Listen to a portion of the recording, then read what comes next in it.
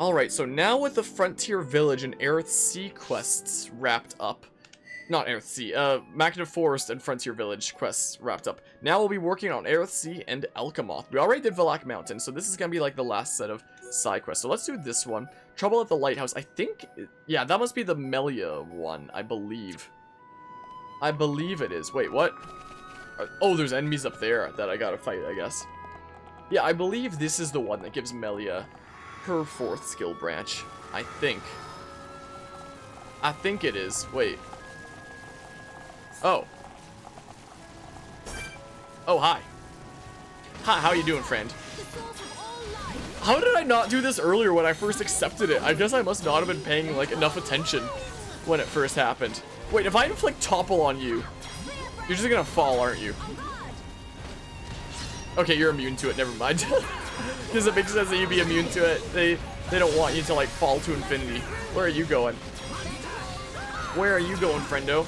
Let's use Mind Blast. Mind Blast! Boobity bop. Go ahead. Oh my goodness. They're so noisy. Well, both Ricky and Shulk won't be able to get any of their, like, directional attacks because, you know, we're kind of stuck facing to the front at all times here. We're kind of stuck doing that. Boobity bop. Why is he using Battle Soul? Oh, nice! It spawns the treasure chest here instead of falling down there. That's a good thing to do from a game development standpoint. Cannot view this heart to heart yet because we don't even have the party member that's with. Like, if we had the party member that's with, it would show the affinity requirements between the 2 party members. But that tells me that it must be with party member number 7. It must be. Boobity up. Ricky Sneaky. Time to start spamming elementals. Start spamming them. Neat. Water, Shulk. Keep on spamming the thingamabobs. Man, these elementals are so much clearer to see in the... Are you okay, Ricky? In the remake. You need to edit your Smash stream? What, are you planning on uploading it to YouTube or some such? As it's a very funny VOD? Or are you just gonna... highlight it or some such? And leave it on Twitch? Man, both Shulk and Melia are pretty hyped. Ricky's a little bit hyped, not too much. Gonna highlight it. Gotcha, gotcha. That's what I do when I cut up my streams into parts. This is what I do, and then I export them to YouTube. And then make series on it. Like, that's one of the perks on streaming on Twitch over YouTube if I'm gonna be archiving it on YouTube afterwards, is I can easily cut it up into parts that are more friendly for YouTube. Well, apart from these grinding sessions that are way longer. But for other series, typically, it's easier to cut things up into nice, like, half-an-hour parts that are more fitting for, like, YouTube for shorter sessions, you know? Neat, neat. But yeah, it was with your friend, you did Smashdown? Oh, nice. I don't remember when I think the last time I had a friend over and played Smash on stream was probably 2 years ago. Like, it was sometime with Smash 4, I remember. I remember a couple moments from it, but yeah, I don't typically, as sad as it is to say, I don't really have friends that I ever really get together with or see. Like, I mean, quarantine also stops that as well, but there aren't actually a whole lot of people that I know personally. Like, I never stayed in contact with that many people after high school, and I never actually met any people that I stayed friends with during university. Like, I want to keep friends during university, and I'll try to reach out to them and contact them, but I get ghosted. Like, there's people that I meet during university, and it's like, hey, hopefully we can stay friends, but, like, then I get ghosted. I mean, there was a couple people during this last semester that maybe, like, there's one person that I have talked with a little bit here and there that I might stay friends with from one of my gaming classes, which would be pretty cool. So maybe that's a lie. Maybe I might have one person that I may actually get to keep as a friend from my game making group, potentially. But apart from that, one of your friends who you dropped did a complete 180. What, to completely disliking you or something? Welcome back, Lyrical. When I was in junior high school, I had somebody who was, like, my best friend at the time, and then he started, like, bullying me, which was very weird. So, yeah, this should be for Melia's 4th skill branch. My oh my. It went very bad and was rude, but did a complete turnaround. Oh, for, like, the positive? Yeah, the person that I knew. He went from being like a fun person to hang around into he's like in junior high he then started to bully me. And then in high school I like never talked with him, but apparently he started like dealing drugs and stuff, which was like yeah. So he kind of went down not the best path from what I could tell. Alright, so that we got the 4th skill branch here. So we've got the one that currently prioritizes critical hit rate. I'm getting...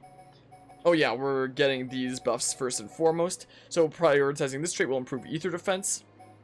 So we'll probably have like this one as the final one. That or... Oh, maybe we'll have that one as the final one actually. Once we get all the skills. And welcome back, Lyrical. What skills we get through this? Improves block rate. That could be good to give to like Rain and Ricky and stuff. Improves ether defense the more heavy equipment is worn. Oh, that could be very nice to give to like Rain or something. Strength, ether, agility, and HP up if no gems are equipped. Huh. I'd definitely be equipping gems though, so I don't know if I'd ever be running that. Is it not a good skill tree when it comes to benefit herself? Yeah, but it looks great for others. Reduces damage taken from ether area attacks. Reduces aggro drawn when an aura is active. Huh. Whoops, I turned off the chat by accident. It seems like it'd be great to like give to other people with skill links though. Speaking of, what is her affinity with like some other nerds right now anyway? Let's see. Yeah, still working on Shulk and Ricky a little bit. I could get Shulk up to 3 hopefully soon. Man. Yeah, I don't want those from Dunban exactly. Alright, let's go ahead and check our... Wait, let's save, because I haven't done that in a little bit. We did it in Frontier Village. Yeah, now that we have another skill tree. So I think the only one who's missing their 4th skill tree is Shulk. Yeah, we got everybody else's ones, since we're taking the time to go out and do, like, side quests and such. Alright, any other Eryth Sea ones that... Nope, not here. Let's check the wiki here. So we've done all the Frontier Village ones that I can for now. So, let's see. Eryth Sea, there's apparently 19 total. We got Shulks on stream. Nice, nice. I'm not even sure what area it's from. Maybe it'll be in... It's probably going to be in that final area if I had to guess. I don't even know. There's Save the Worker. Oh, it's in Colony 9? Huh, I guess that makes sense. I did all the quests that I could. Oh, that's why I couldn't do it. 4.5 stars. I was about to say, like, it must be one that I can't do right now. Because, yeah, like, my affinity's getting up there. Oh, we got freaking 5 stars in Central Bionis after all the quests that I did over there. Yeah, I'm at... oh, that's Colony 6. 4 stars for Colony 9. I wish it would show you the half stars. That's really dumb that it doesn't. That's really quite silly. Oh, yeah, should I... There's, like, the gift-giving things. I'll do that later. I'll do that later to build up some affinity, too. Let's see here. So there's Save the Worker. Oh, yeah, that's a story one. There's Challenge. Yep. Collect Quest 1, 2. Yep. It says Collect Quest here instead of Collection Quest. What the heck? Yeah, it looks like it is just a typo because that does, the info on it does match up. Monster Quest 1 and 2, yep. Trouble at the Plant. We did that. Punish the Hodes and Mend the Plant, yep. Hode Attack, yep. Trouble at the Lighthouse, we did that. There's Path to Prison Island, Sister Seals, the story ones. And, oh, the only other quests here are, like, after the, like, end game event. So we've done all the Eryth Sea ones that we can for now. So the only one that we had left was actually the one for Melia. So it looks like we're actually going to be moving on to Alcamoth now. So just focusing on the Shulk's tree as soon as you get it. Does it have, like, really nice skills? Does it have some really nice ones? Let's see here. So for Alcamoth. Whoops. Alcamoth. One of the best skill trees, huh? Okay, so we've done all the ones that we accepted at least. But which ones are there here that I haven't yet accepted? Here is Alcamoth. Let's see here. A Friend in Need.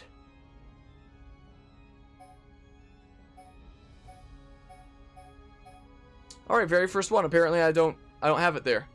Benefits Shulk really well. Huh. So from Great Hall during the day. Oh, this is why I didn't do it. Because I need Galvin registered on the affinity chart. Alright. You are in the Great Hall apparently. I mean, you can find south of the bottom staircase. in the Great Hall. From 8 to 15. Okay. Occupies the same post as Galdo, who I know I have talked to before. So he should be the one south here, I believe. Whoa! I didn't mean to do that, but okay. That wasn't quite my intention. There he is. There we go. Oh, I got some reputation change. And yes, here's the quest. Neat. Immediately unlocked. What is it? What is it? So let's go ahead and accept this. And then I need to defeat like 6 enemies at Eryth Sea. Alright, let's go ahead and grab that one. Dang it, I am trying to go to Eryth Sea and see where these dudes are. If only it was like a drop that I needed from them, and then I could just like trade with somebody for it. But alas, I need to actually... Oh, but there's some right here. Cool. Cool, so I should be able to just like go back to that spot over and over. Well, spam these. Spam them. See how much this all does. Get him. Get him, man. So we gotta take out 6 of them, apparently. Are there enough here as is without me even needing to like regenerate the area? There might even be. There might be. Look how cool Alcamoth is. My goodness. Get over here. Come on. There we go. There we go. Let's spam him. Shulk's taking a little bit of a dip over there. Taking a little bit of a swim, apparently. Yeah, we kind of shred through their health. Welcome back. Boopity bop. Not bad. Let's see here. Okay, boopity bop. Let's just do this before you get out of range, because I know you're going to get out of range. Otherwise, yeah, these ones do... The electric does a decent bit, from what I can tell. Let's go ahead and use Spear Break. Yeah, that's just enough as is. Neat, neat. We're even getting some nice drops from them, too. Is even the case. The thin steaks, I've never been the biggest steak person myself. Boopity bop. Yeah, let's use a whole bunch of those. Is what we do. Yeah, it's kind of shredded. So 2 more to go. Yeah, nice drops, nice silver chests. So there's 1 more over here at least. Oh, there's a few more. But yeah. Yeah, this is just an idea right now. But if this does wind up becoming a thing, which sounds like it could be pretty fun, then absolutely hop on in whenever we're doing that. But yeah, it's kind of just in the idea phase right now. I'm gonna have to like actually start planning things out, because the channel is, you know, approaching 3K subs, and I don't want to be like super late for if that is something that I do. And like thinking about that idea, I was thinking about potentially doing a 24-hour stream for Larch. Maybe, considering we did one last year, and usually I help fundraise for Larch through my dojo each year anyway, but we haven't this year because of COVID. So I feel like because of that, a good charity to do it for would probably be Larch, to help people with developmental disabilities. Might be the case. So if I do wind up doing a 24-hour stream for charity as like a celebration of like 3K subs, then like the most likely charity that it would be for would probably be Larch. Yeah, stuff like that, indeedly do. Yeah, it's a community that helps people out and such. Yeah, and oftentimes what we do at the Dojang with this fundraiser, as we present them like all the money that we fundraised, is we get several people from that community there as well to help break boards and stuff, and have a good time at our event too. It's called the Breakathon, and everyone's breaking boards and stuff like that. And we get them to break boards as well, and they always have a good time. Also, last year when I did the 24-hour charity stream to help fundraise for Larch, and I turned in my envelope with like all the money in it, one day I walk into Taekwondo like a week later, And the receptionist says to me, Jake, you fundraised the most for large by a lot. Like, you fundraised more than anyone else in the whole school by a lot. So that was certainly something. It's like we were definitely able to be a pretty good force for good, it sounded like. So maybe we should do that again this year, because I probably would have done that earlier this year if COVID wasn't a thing happening, since my Dojang would have been doing a fundraiser, and I probably would have done my 24-hour charity stream to, like, do that again. So if I do it for a charity, I probably would have done a fundraiser for large anyway without COVID, so makes sense to do that. Alright, let's see here. So we just did a friend in need.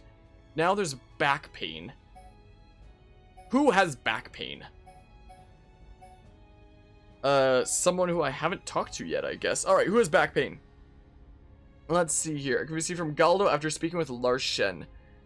Alright, I need White Wing Palace reach. Where's White Wing Palace? Oh, that's just the freaking room that we were, like, held prisoner in, essentially. But yeah. Go to daytime? What, for back pain? Apparently this one's nighttime. Larshen. At nighttime in the Great Hall. We found it on the northern staircase. Let's see here. Oh, skill trees. Did I get a new skill? Oh, I got a new skill link. Oh, we got up to 3 with them. Nice. Nice, nice. We got affinity up. Sweet. Sweet, man. Alright, let's go ahead and change time to night. So apparently you're on the northern staircase at night. Let's see here. Yeah, there's Larshen. Yeah, he's suffering from back pain. So we're gonna talk to you to help solve his back pain. Is what we do. So I need to defeat 6 archer hodes in Eryth Sea. Oh, it's another defeating monster quest. If only I had gotten these earlier, like while I was exploring around Eryth Sea, then I could have just done them like on the way. Ah well. Alright, let's go ahead and set that as active quest and go to Eryth Sea. And see where these dudes are. Let's see. A guard is suffering from back pain as a result of overexertion. Take care of a subjugation mission in his place to put his friend's mind at rest. So apparently there's some over here. Let's see. Yeah, so I should be able to take this teleporter over. Should be the nearest one. I wonder what areas I haven't explored yet in Eryth Sea. Well, I don't have the complete map. Like, what hasn't been explored yet? Maybe I should do that while I'm, like, out and about here. Maybe. Wonder if they spawn more during the day. Like, there are some... If I change the time, I'm curious. How many are going to be out here? Same amount. Doesn't even matter. Doesn't even matter. Got 1 each. So that means I'm gonna have to come back here like 2 more times. Dang. Dang, man. Well, time to have elemental spammed against you. Is what we do. Time to spam them all. Hey, man. Oh, your friends are coming into the mix? If only it could have been like any one of these enemies instead of specifically the archer ones. Then I could be taking out like so many more. My oh my. Would have certainly saved me some trouble. Yeah, maybe I'll load up the map for Eryth Sea and see. Whoops. Yeah, maybe I'll load up the map for Eryth Sea and get this place all mapped out. Because that could be something else that I'm doing while I'm doing these side quests and such. Maybe. Get our complete maps. Alright, hello, Archer Hode. Hi Hode. Time to delete you. That didn't rhyme at all. Oh, you've got friendos. Unfortunito. Yeah, that does a decent bit of damage, doesn't it? Yeah, so I'm gonna have to come back here a couple more times. Unfortunately, Starlight Kick. Boopity bop. Bonk him. Bonk him real good. So I need to come back here 2 more times for this one. Dos more.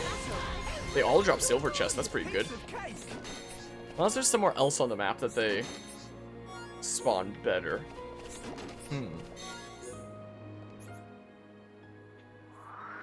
I see 1 there. Maybe there could be more spawned though. shows 2 over that way, but like, whatever, I'll travel there. Whatever. Let's do it. Let's travel that way. Once I just defeat these dudes, I might actually load up the area map.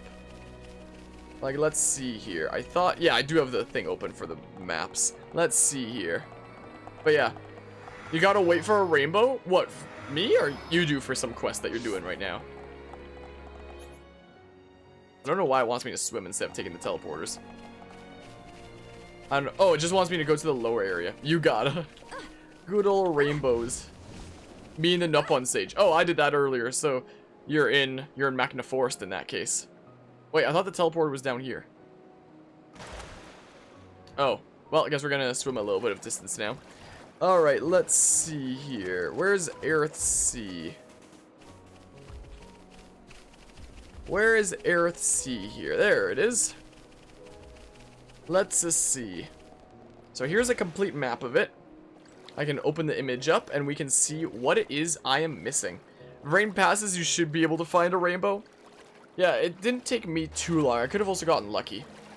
If it's based on real life, yeah, I think it was after rain for me. I think it was. Dang it. I could have taken the teleport. Whatever, we're swimming over now. We're swimming over now. Yeah, so I'll discover, like, the rest of the locations and landmarks that I haven't yet, and then we'll have the complete map of the area, which will be nice to have. Which will be quite nice. Look at Pineapple Ricky. Look at that. Goes into chit-chat mode, so how was your day? So I got up, and I was gonna get ready to start stream, and my right monitor, where I look up, like, all this stuff, like, my main monitor, when I'm streaming, is, like, whatever game I'm playing. While my right monitor is how I continue to use my desktop in the meantime, so I can see OBS, and like if I'm dropping frames, I can load up all this stuff for the side quests. So I very much rely on my right monitor while I'm streaming, and it completely froze, was the thing. Like, the image on it was completely frozen. There was nothing wrong with, like, the computer for that screen. It was, like, the monitor, well, I guess it was a computer kind of issue. Like, I would have Discord pulled up, and I could drag it over to my main monitor, and it would still stay on the right monitor, because it was just the image was frozen. It was just stuck on, like, whatever image was there, while the monitor itself was still being functional. So I went into display settings, and I, like, whenever I swapped the monitors around for, like, which one was on the left and which one was on the right, and hit apply, it would update the right monitor, but just with whatever image was on it at the time, and it would be frozen on that new version there. It was very odd. Or when I clicked on the right monitor and said make this my main display, then my right monitor was fixed and my left one was broken and frozen. It was very strange. So I restarted my computer and downloaded, like, the Windows updates that my computer wanted me to have, and now it's working fine. I guess that's freaking, you know, Windows and Microsoft's way of forcing you to update, maybe. I don't know. It feels like I always get some really strange, inexplicable, dumb problem like that before I update, and then updating just fixes it. So that was rather strange. So I was a little bit late to the stream for today after that, but I mean, No problem whatsoever. but I mean, at least it's fixed now. Oh my goodness, Shoke just one-shot him with backslash. Neat. Where's the other archer one?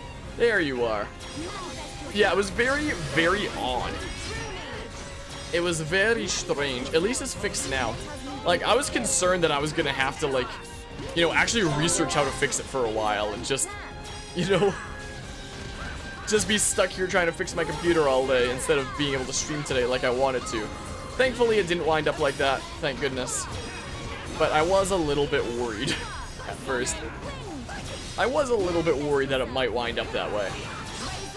So, I mean, in some other news, my dad had a friend of his come over today to help him try to start up the truck that we have in our backyard, an old Fargo.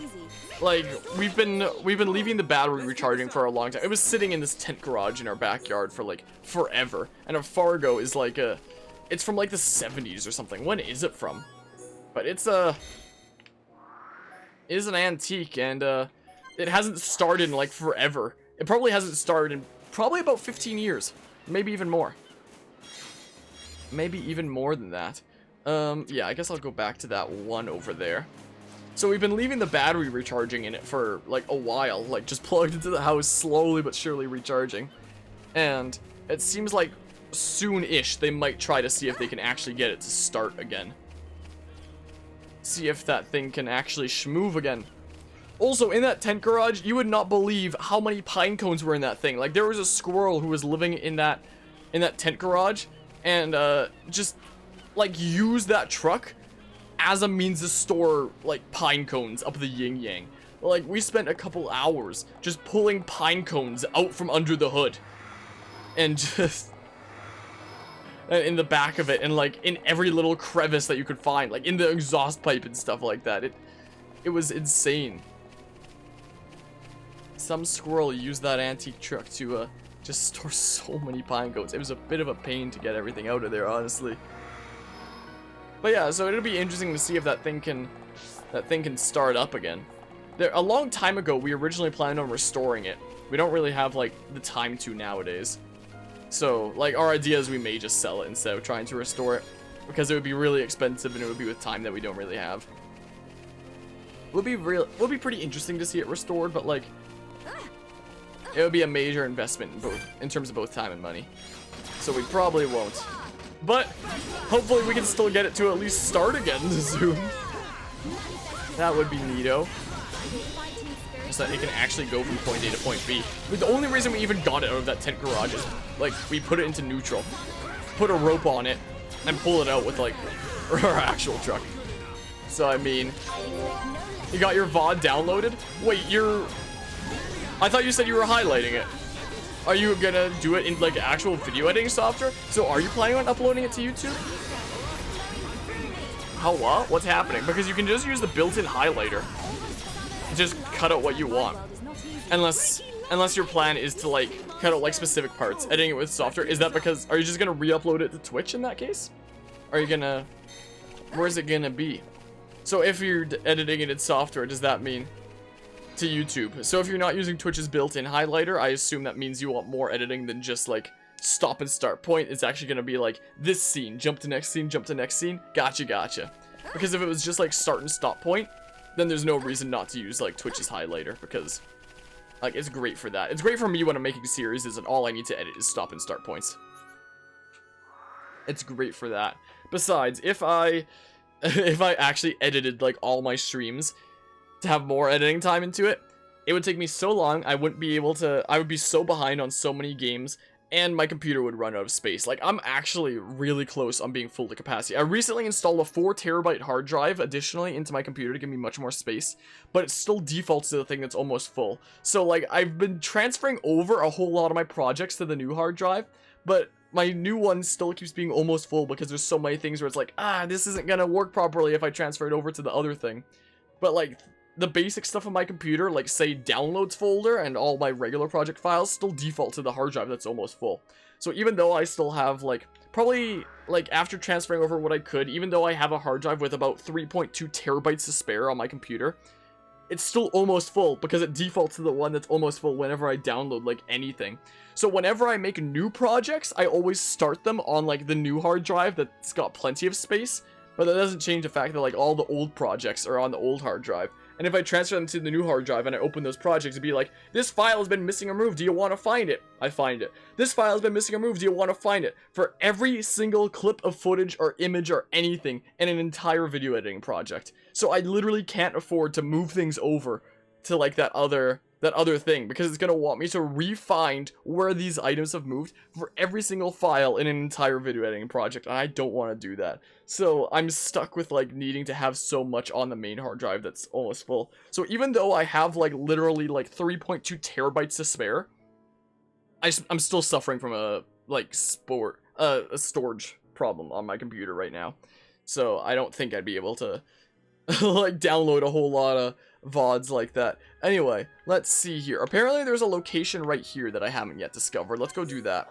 Yeah, while we're here in Eryth Sea, let's get the whole thing mapped out, is what we do. So past the Hode Refuge, there's the Bionis Optical. That's like way off this way, apparently. So it's funny that I literally have like, you know, 3.2 terabytes to spare on my computer, but I'm still struggling with my space. So getting that new hard drive wasn't like a completely solves all. It does take a little bit of stress off, but not everything's solved. Is it that I'm going for? That sucks, Lyrical. Sometimes things just gotta update at like the worst times. I think that's Hovering Reef 9, right? Yeah, that is. But if I go up this way, like way past Hode Refuge, it should have that. You have an external hard drive? Yeah, I mean, this other hard drive that I installed directly helps with that kind of thing too, but like, again, anything that I move outside of my main thing, anytime I open the project file, it's gonna want me to re-find every single file that's a part of that project one by one, so, like, I can't really transfer over my I can't transfer over most of my projects to the new hard drive. So installing this new hard drive does give me, like, some space to work on some future projects, but most of them are still have to stay on the original, and like, I guess I could transfer them over if I spent, like, an entire weekend, which, man, that would be so boring. But yeah, yours is just one video. Yeah, there's not a, like, whole channel worth of stuff to go through. Like, I think I have, like, I know I have several thousand videos on my YouTube channel, at least a couple thousand. I have, like, 2,000 to 3,000 videos on my YouTube channel, which is kind of insane. It's kind of a little bit insane, but, I mean, it is what it is, I suppose. But yeah, so, like, I really wish I could just tell my computer, like, certain folders, store it on the new hard drive. Like, if my downloads folder could be on that new hard drive, that'd be so great. Instead, whenever I download anything, it fills up the hard drive that's almost full and I'm constantly having to delete things from. Is the case. Alright, apparently there's a landmark down here. So I'm gonna set my angle south. And, oh, I can do auto run, and then I can, like, put my controller on the side, and then we can do, like, other things. This is what we can do. I can stretch and stuff. Auto run seems like such a strange thing. At first I thought it was to, like, automatically follow the dotted line that is for, like, the story or the quest or whatever you have currently set, but no, apparently it just sends you forward in a straight line. Which works for me in cases like this, because then I get to actually stretch my arms and stuff like that, because paths can be pretty long. Yeah, we'll get all of Eryth Sea mapped out. Apparently, this is Ferris Cave, is what is down here. And, like, way down here, it looks like. Like, way... Jeez. Oh, no, I did not try to change which way I was facing. My, oh my. Yeah, it would be nice if I could just, like... If I could have my downloads folder be part of, like, that new hard drive with 3.2 terabytes to spare, I could download as many of my VODs that I needed to edit without having to worry, how much stuff can I download at once because I'm running out of space? Man, it would make life so much easier. Anyway, where... Yeah, this angle should be good. Maybe a little bit more this way, judging by, like, the map that I'm looking at on my right screen here, thanks to my other monitor actually working and stuff. Thanks to that. Apparently there's some cave down here that is a landmark, apparently, instead of a location.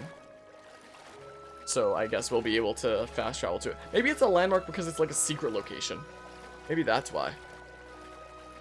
Because it's a secret location. Those are always landmarks. But yeah, if it was not a video with your friend, you would just send the full VOD to YouTube. Yeah, like, I'm starting to do more things that are, like, highly edited, like the Creators Collide thing, which I still need to actually schedule the next several things for. I've been getting distracted with other projects, like Xenoblade Chronicles. But for the most part, most of the playthrough stuff that I do, I just figure, cut it up into parts, upload it. I do not see a cave anywhere here. I do not see it. It looks like it may be hidden against one of these walls somewhere.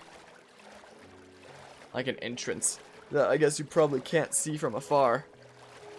Man, this game is absolutely gorgeous.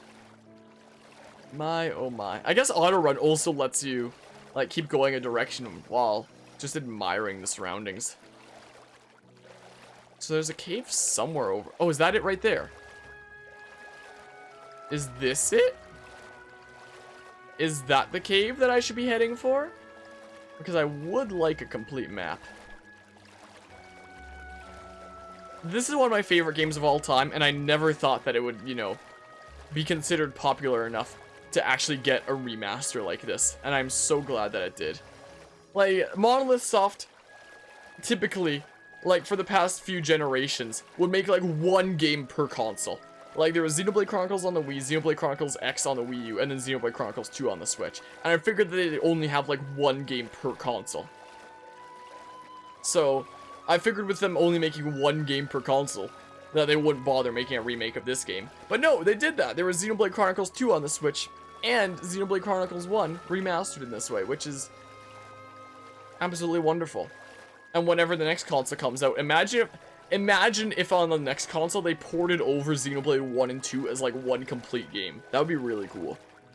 Imagine. Yeah, this is the cave. Apparently this is called Ferris Cave according to this map over here. Apparently so. So what have we in here? Apparently it's going to be a landmark. It must be a secret one. It must be a super secret landmark that you can only find if you like either look it up like this or you just scour like every inch of, you know, Eryth Sea. Oh yeah, this is gonna be a secret location. Look how blue and glowy it is. Secret area, Ferris Cave. Oh, look at all these collectibles. Whoa, man. So I can travel here from time to time if I want a whole bunch of Eryth Sea collectibles, I guess. I wonder if my Collectopedia in Eryth Sea is done yet. I wonder. Maybe I should take a screenshot of this area for, like, thumbnail reasons. Maybe. Yes, I will happily take... Did I just get a quest item? Apparently I didn't collect one of these in Eryth Sea yet. That should demonstrate our sincerity. Apparently that's a really rare spawn item, I guess, if that's the first one that we got of that. In which case, I know I need it for a quest, but I'll check the Collectopedia first. Yeah, we can complete Eryth Sea now. Is what we can do. Let's complete it. Oh, apparently I already had a couple of those. I don't know why I only just now got a vision for it. It's odd. Neat. Neat, man. I just need the one ice cabbage, which I'll probably wait until like the end of the game before I do. Yeah, we can't do anything about Bionis Interior yet. I'm still missing one in Satorl Marsh. And one in Colony 6. Yeah, I might actually take a screenshot here to use it in like a thumbnail. So let's see here. Options. Let's turn off the display. Like that. And then, like, if you want to see the full thing as well. Wait, I might have to... Oh, we're gonna have to see all those items go by first if I want to take a screenshot. Oh, no. Where's a good place to get a screenshot to use in a thumbnail? Can I get any height here? This might be a good place for a screenshot. To use in a... Uh-oh. To use in a thumbnail. Once that thing goes away. Come on. Oh, it's the marine marble that we collected that we need for the thing. Oh, is it done? Bam. Probably a thumbnail for this part. Done. Easy peasy. Alright. What is next? Look at this line I drew by swimming through. Oh my goodness. Eryth Sea is one of the easiest areas to just make a really wacky looking map for before you've completed the whole thing. Alright, what is left? Let's see here. So we've discovered all this. There's a landmark there, landmark there. You've discovered that. Landmark there. Apparently there's a thing right here, Sleeping Dragon Isle. So let's go south from here. Oh, I need to turn the display back on so I can see the map. This is what I need to do. Here we go. There we go. Now I can actually see where I'm going. So south this way. Let's jump off. So apparently that'll be a locate. Wow, look how beautiful the sea is. My goodness, that green glow over it with all the floating islands. Man, do I love the world of Xenoblade. Alright, so this should be a location. Should well be. I don't know how many are going to be left for me to explore. Once we get them all, we'll have the complete map of Eryth Sea, and it'll stop looking like a weird mess of a map. That should be very nice. I might even make side questing a little bit easier. Yeah, I think Xenoblade Chronicles, both 1 and 2, honestly, have got to be some of the greatest worlds in gaming that I've ever played. Like, they've just gotta be. 1 is Great World, 2 is Melia? You don't like 2? Just think of Kingdom of Uriah at the night. It's like, man, that is absolutely breathtaking. Like, I may potentially even like Xenoblade Chronicles 2's world more than 1. You just don't like 2? I honestly like Xenoblade Chronicles 2 a bit more than Xenoblade Chronicles 1. I really do. Just a tad. There we go, we discovered that. Sweet. Yeah, I think most people like 1 more than 2. Okay, there's a coast down that way if we go south that we haven't discovered yet. So, south. South we go. The music in 2 is literally my favorite OST. Like, in any game. Second favorite is Octopath Traveler. I would say. Like, in terms of quality, I consider the OST of Xenoblade 2 and Octopath Traveler pretty equal. The reason why I rate Xenoblade 2 just slightly higher than Octopath Traveler's OST is because Xenoblade Chronicles 2 actually uses leitmotifs throughout its music a lot more. Whereas, like, in Octopath Traveler, you don't really have as much of an opportunity for that when you're telling 8 different stories. There's not as much opportunity for, like, using a recurring tune through a leitmotif and having it be symbolic of your adventure when you're telling, like, so many different stories at once. So I guess it makes sense for that game to not have, like, as much of a, like, leitmotif kind of presence within its soundtrack. But yeah. Like Octopath a little bit more for a strange reason. Is really good car music what to jam out to while driving, do you mean? Did I jam out to at all while I'm driving? There we go, we discovered that. Ah, that's everything! Oh my good. Oh, there's a full thing that shows Prison Island. Oh, that's cool looking. Now we no longer have to look at Eryth Sea and, you know, have it be like the gross mess that it was. Because driving, it is a straight path, like the game music. You hated the looping at first? Well, the looping is just meant, like, for in-game context. It's not meant for, like, the listening on your own context. It's meant for the context of, like, in-game, where the cutscene is happening and it's looping through the whole thing, and then, like, once the cutscene ends and the boss battle starts, it transitions directly into the boss battle theme, which is, like, one of the coolest uses of music, like, in any game. Like, the musical strategies that they did in Octopath Traveler was freaking incredible. Alright, so now we have that all mapped out. Maybe I'll... Oh, I can set markers? I'm only just now realizing this. Okay, let's go here. But yeah, OST just moved you after listening to it for a long time. I think Octopath Traveler is probably my favorite atmospheric soundtrack ever made. I think it is. Did I just miss them? It needs to be nighttime, I believe, right? Like, Octopath Traveler is how to nail an atmospheric soundtrack 101. Yeah, when it comes to atmospheric, Xenoblade Chronicles 1 and 2. Like, maybe 2 a little bit more. Maybe slightly, because Xenoblade 1's atmospheric soundtrack is really good. Like, Satorl Marsh Night, man. Freaking legendary. My, oh my. Quest completed, sweet. Maybe while I'm here in Alcamoth, I'll complete this map too, actually. Pokemon Mystery Dungeon has a good soundtrack with its main themes, but its general soundtrack as a whole typically isn't anything like too crazy.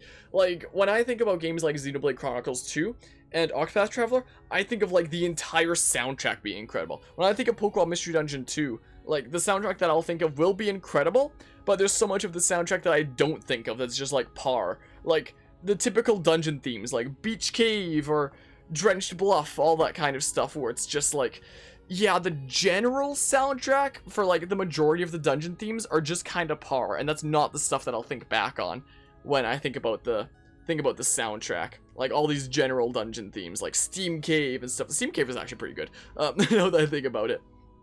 But like the general dungeon themes, Pokemon Super Mystery Dungeon was the only game where I thought like pretty much every theme was a jammer. Pokemon Super Mystery Dungeon is another one of those games where I think like the soundtrack as a whole is incredible. When I think about games like Pokemon Mystery Dungeon 1 and 2, I think of like this selective part of the soundtrack is incredible. And that part really is incredible when it comes to Pokemon Mystery Dungeon 1 and 2, for example. Like, the main themes that it goes for, and its use of the leitmotifs throughout the entire story, is absolutely incredible, and one of the most interesting games to analyze from a music standpoint, honestly.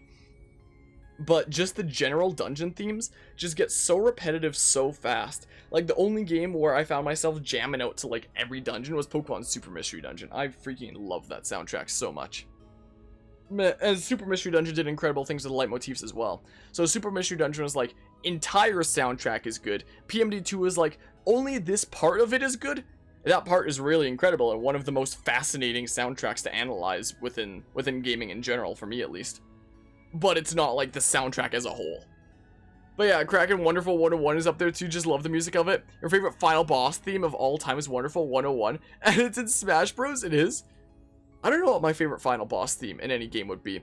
It would probably be Pokemon Mystery Dungeon 2's, honestly. Like, it was the DS era, so it's not gonna sound as good as like a full orchestration of a game like this, or Xenoblade 2, or like Octopath even. But just the fact that it uses not one, but two leitmotifs from the adventure up to that point, and just makes it an absolutely incredible theme. It really is something. Let's see, Alcamoth. What haven't I discovered here? Full map. So let's see here. On the bottom level. Let's see here. Look at it next time you play Smash, it will do. Apparently there's no locations here for me to discover, and I discovered the 3 landmarks. So on the higher level, yeah, there's the 2 locations. There's the 2 landmarks. I already got that.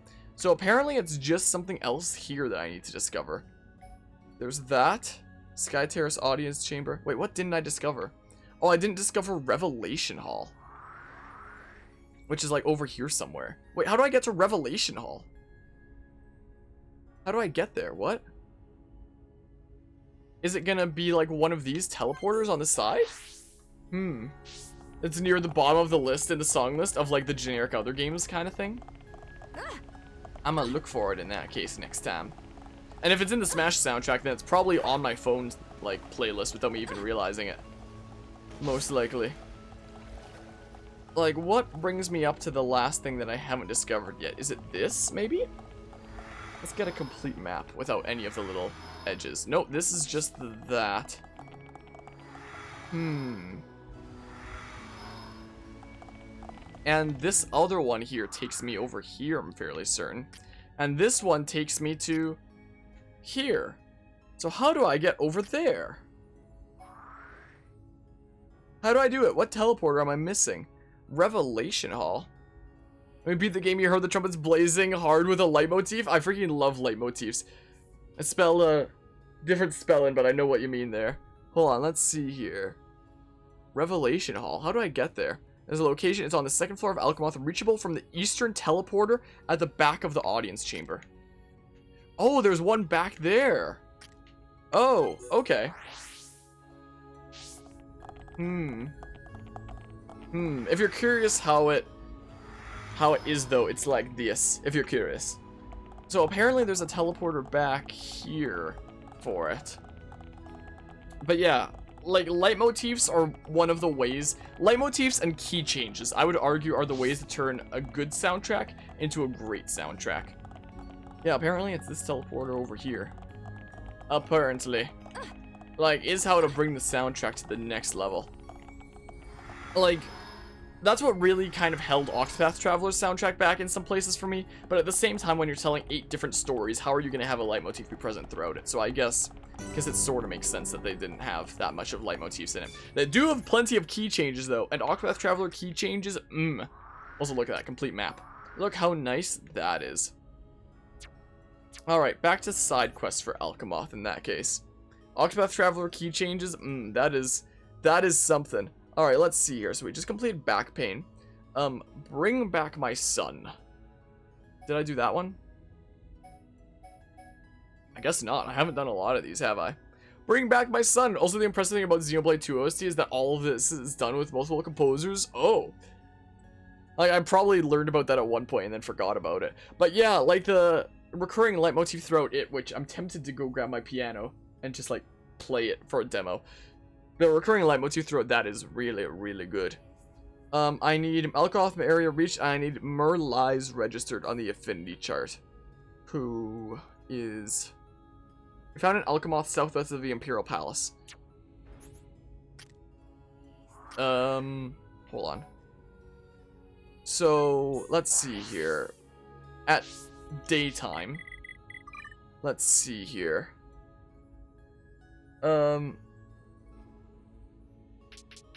So during the day, he is Wait. Just before the entrance of the southern infinity-shaped bridge. Okay, so he's that green dot down there, probably. Yazunori Mitsuda, Ace, Kenji Hiramatsu, and Manami Kiyota. These are the 3 composers. Huh. Being as into music as I am, I probably should have known that, but I didn't. Okay, so I need to talk to you. Wanna play? No. Okay. Achievement! Friend of the world! Neat.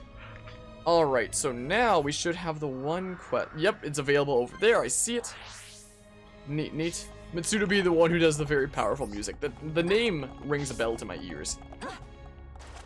Name is definitely familiar to me. Jeez, even the patterns within the fountains. My goodness. The amount of detail that they put into a Wii game back during, you know, when the original first released. Like, the amount of detail that was in a Wii game. Like, holy crap. Like, for the console that it was on, this game really was next level. Known for Power of Jin, also did Mario Party 1. Very different themed music for that. But man, the Power of Jin, like, holy crap, is that incredibly done musical theming. Like, just my goodness. Like, that is the perfect kind of example of a soundtrack that evokes the feelings in you that, like, Well, you know, should be expressed, I guess.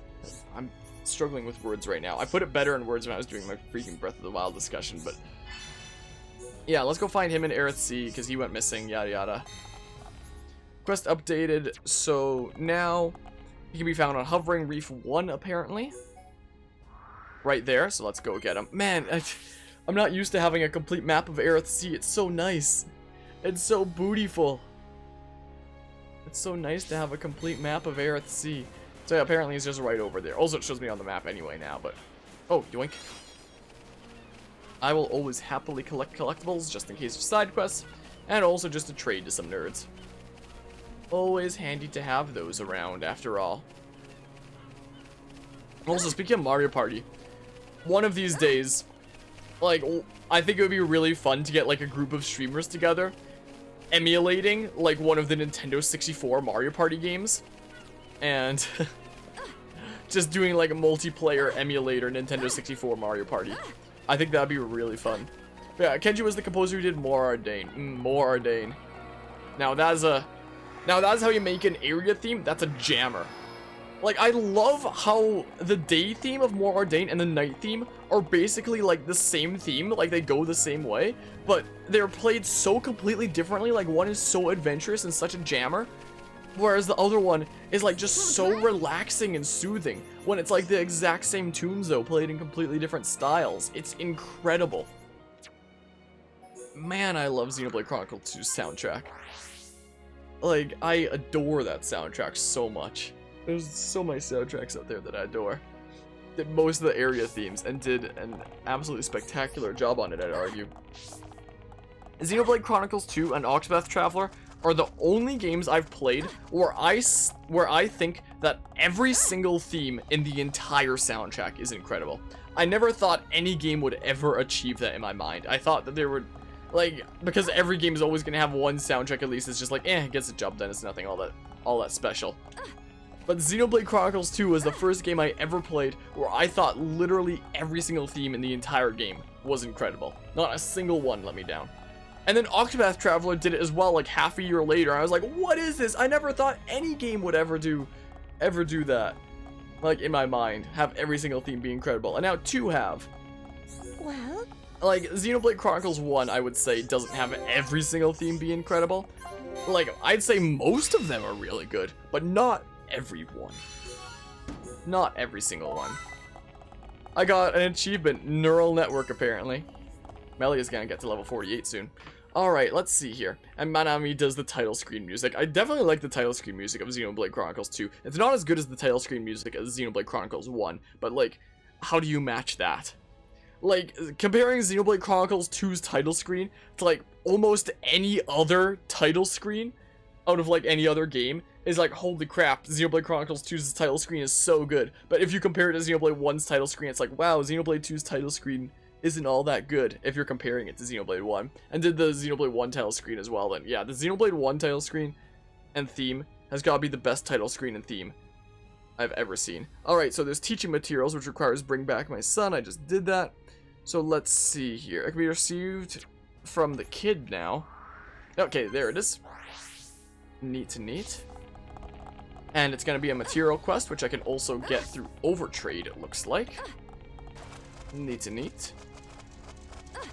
So let's go talk to you, get this quest done. Alcamoth is one of the kind of semi-important areas to get all the quests done when you can, considering they're all timed. Like, literally, I'm pretty sure there's not a single quest in Alcamoth that is not timed. I'm fairly certain. You've only got so long to do all the Alcamoth ones, so I need to get, like, teaching materials. So I need to talk to that guy. So where's that guy? He is probably out at night. Probably just out at nighttime or something. Yes, indeed. Oh, on the end over there, looks like. Over here. It's nice having complete maps of areas. Before we continue with story stuff, I might complete my maps of, like, the other areas before this point. I may just do. I think the only other complete map that I had was of the Ether Mine. Just because, like, you can't actually go in there anymore. So I made sure to, like, map out the whole thing before it gets blocked off forever. So I can look at this and see a complete map of somewhere that I can never even go again. Because otherwise, this save file would have it be impossible to ever be a complete map. Because that area gets poof, vanished. Well, or it gets exploded to not vanished. Yeah, he needs the materials for, like, the teaching stuff or whatever the heck. Let's see here. So I can get it with overtrade with Kuralth or Jarek, who will give me, yeah, in overtrade. So let's see here. He is out during the day, and he is northeast of the Fountain of Eternity in Alcamoth by the escalator. Fountain of Hope, Fountain of Eternity. So he's northeast by the elevator, apparently, this Kuralth guy. I keep pressing A to jump. My oh my. Wow, I appreciate the follow to, how do I pronounce this? TKBL Corey. If I completely butchered everything. Holy crap. Appreciate the follow. Welcome to Sidequests for like 3,000 years. Xenoblade Chronicles, the game of never-ending side quests. Alright, so where is this nerd? Kuralth. I'll get you registered on the affinity chart while I'm here anyway, just in case I need you for a future quest. You are not who I'm looking for. Found northeast of the Fountain of Eternity, huh? I don't see him here. Unless he was one of those dudes and I walked right by him. I swear it. Because I thought that these were two other people. Maybe I'm thinking of, like, nighttime or something. Maybe that's what I'm thinking of. Yeah, I am, because he's next to this dude, apparently. So I'll talk to you. I'll get people on the affinity chart. Apparently I'm getting affinity by doing that. Oh, and I unlocked a quest by doing that. This is why you talk to people. Wait, what did he just say? Like, why would you trade, or you want to trade at a time like this? Yes.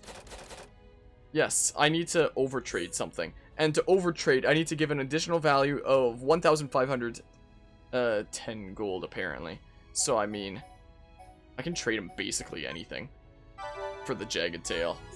I see. I mean, yeah, I need a few more of those. I'll accept that quest in a hot second. This is why it's important to talk to people. Unless there's anything that I actually want. Not really. I'll just keep getting Jagged Tails in that case. This is what we'll do. Yeah, I can give him about anything for it to be an overtrade. Because of how low value that is. And it doesn't need to be that much over that amount to be an overtrade. One more Jagged Tail. Sure, I'll give you a Devious Gravity or whatever the heck that says. There we go, thank you. And then I'll talk to you. So now that I've collected the stuff, then we talk to Call, and then we talk to the kid again, and that'll be that quest done. So I'll probably just set this new one as my active one, honestly. Is what I may do. Something about a waterfall. Oh, these are all key items, I guess. Huh. In various places. Oh, he gives me a bunch of nice gems, too. Dough? I was gonna say something. I was gonna say though, and then I was gonna say something that started with a D that I'm not sure what it was. And then I said dough instead. So let me go back up this way. because I shouldn't need it set as my active quest to know where I'm going is the case. That was strange how that chat message appeared here and like not up there until a second later. Just saw your RCT history video. Shame on Atari. Yeah, it's kind of a... Wait, does it need to be night for this?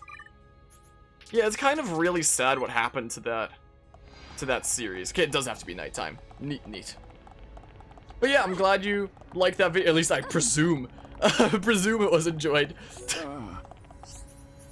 Next thing I know, I could be told it was awful. Shame on Atari, but shame on you for making a crap video. No, I assumed the video was enjoyed, so yeah, it's like that was a big series for me growing up and really got me into the world of gaming in the first place. So it's been really sad to see what's happened to it. And on this channel, I have played a little bit of Roller Coaster Tycoon World. I think I have like 10 or so parts into it or something. Hoo boy. Never have I had a game challenge me more by just being so straight up glitchy that I can't complete the objectives. Like, it's ridiculous. It's such a wacky time. Oh, you have another quest for me. Dang it, do I want to set this as my active one now instead? Wait, what do I need to do? Let me guess, I'm gonna have to kill some monsters or something? Maybe. Like, maybe one day I might continue with my Roller Coaster Tycoon World playthrough, but at the same time, it's so painful that, like, I don't really want to. Maybe I'll actually just do the quests, like, in order on the site that I have here so that I can, like, you know, manage things. So, I just finished teaching materials, I think, right? I think I did. Yeah, it's right there. Building bridges. Did I do that one? Is there a quest called Building Bridges here? Anyway, meanwhile here, we're just, like, spamming side quests in Xenoblade. Not anything all that particularly crazy at the moment. Building bridges, let's see here. Apparently I haven't done this one. I need this person register on the affinity chart in order to do it. I hate how you need people register on the affinity chart in order to do it.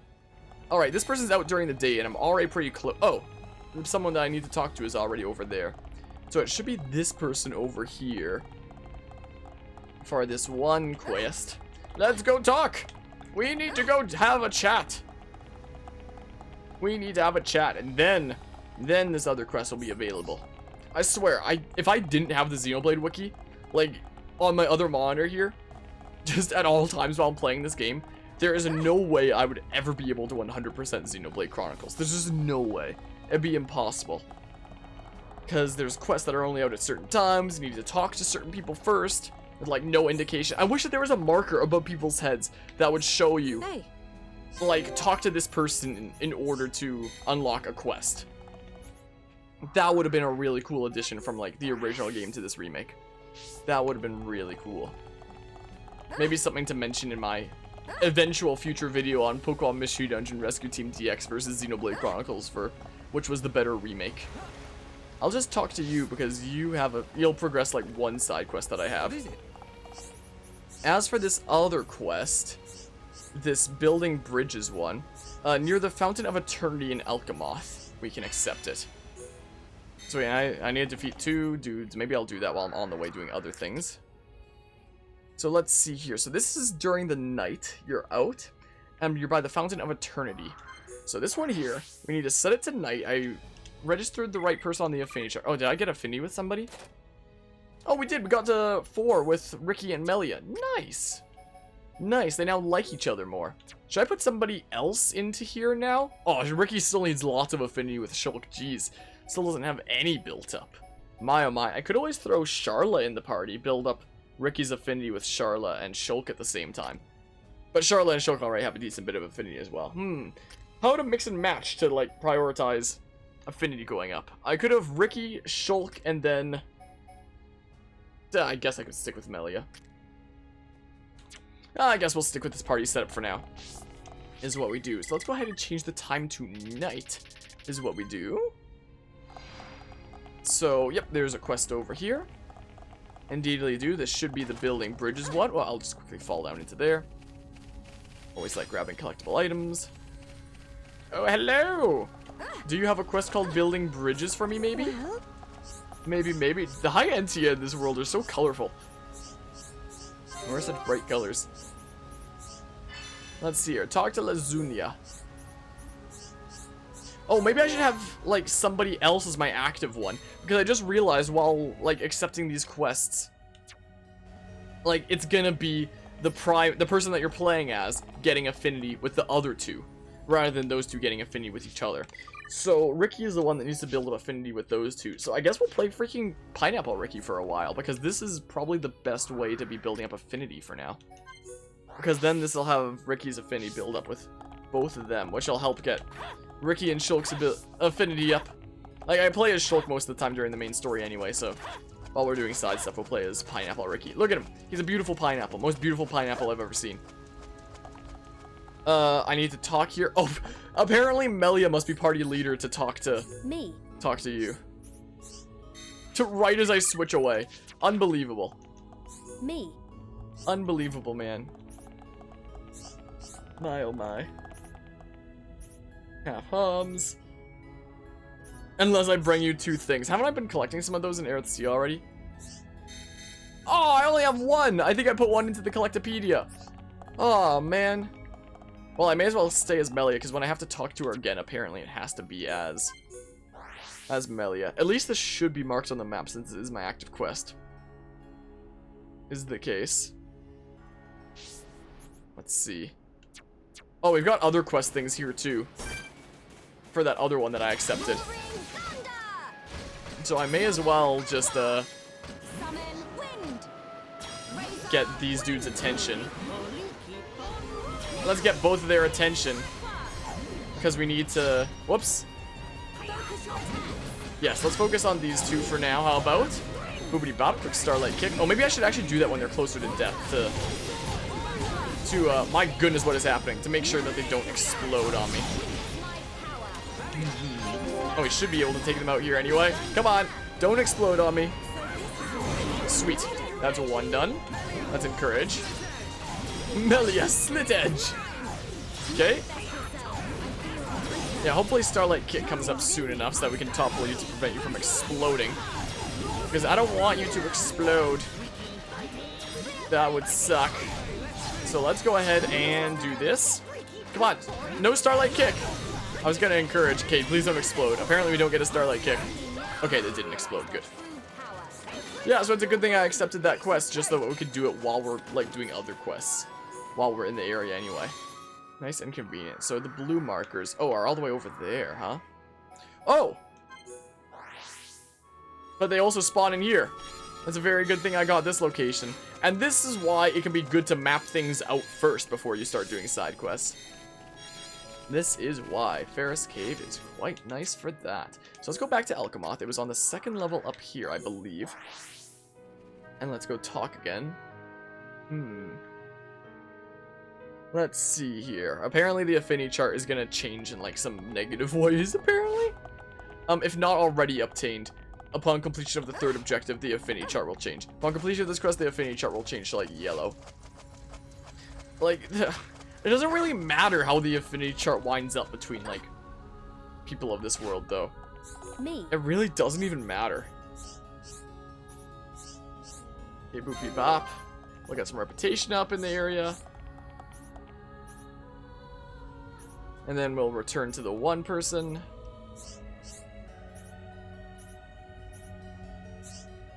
Boopity bop. And now I should be able to be Ricky. Now I should be able to. So let's travel down here. Yeah, because then that'll help me get Ricky's affinity up with Shulk a little bit better. Is the case. Should certainly help things along.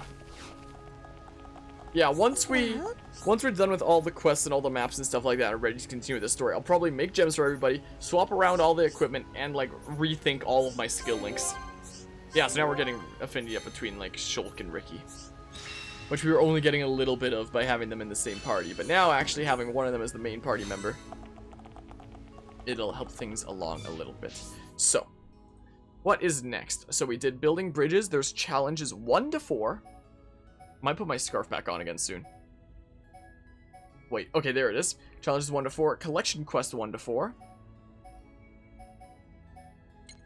There it is. Getting a member's card received during destroying the stage. I'm pretty sure I already did that then, right? Yep. Going out to play. Alright, did that. How do they feel? I must have done that considering... Yeah, I did both of those two. Together Forever or... Yeah, we did that one. Looking for a lost son. Let's see here. Looking for gold bugs. Okay, there's that one. Yeah, there's those two. Looking for gold bugs. Yeah, I already did that. Losing the taste for alcohol. Already did that. Material quest 1 to 4. There it is. Monster Quest 1, parts 1 to 3. There it is. Monster Quest 2, parts 1 to 3. Yep. Monster Quest 3, part 1 to 3. Yep. Monster Quest 4, parts 1 to 3. Done. Preparing for adventure.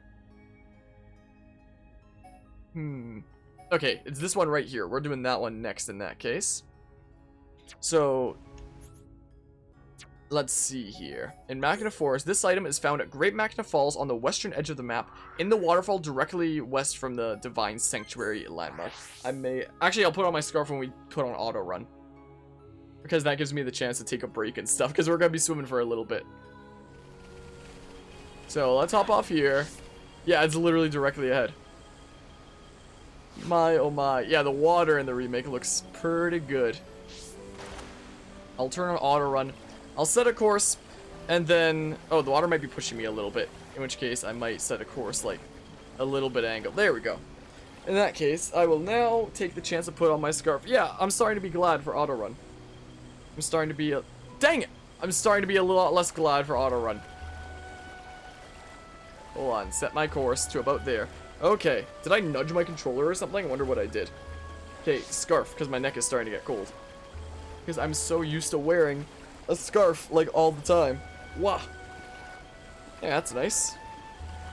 There we go. I might even turn off my camera briefly and go into my juice fridge here and get something to drink. Is what I may do. Pour myself a small glass while we slowly swim over. Thank you for that auto run. Oh, I only had enough to fill like one small glass left in this container. Dang. Whatever. Should be enough to parch my throat. Considering talking for the past nearly 4 hours is, it does wonders on the throat.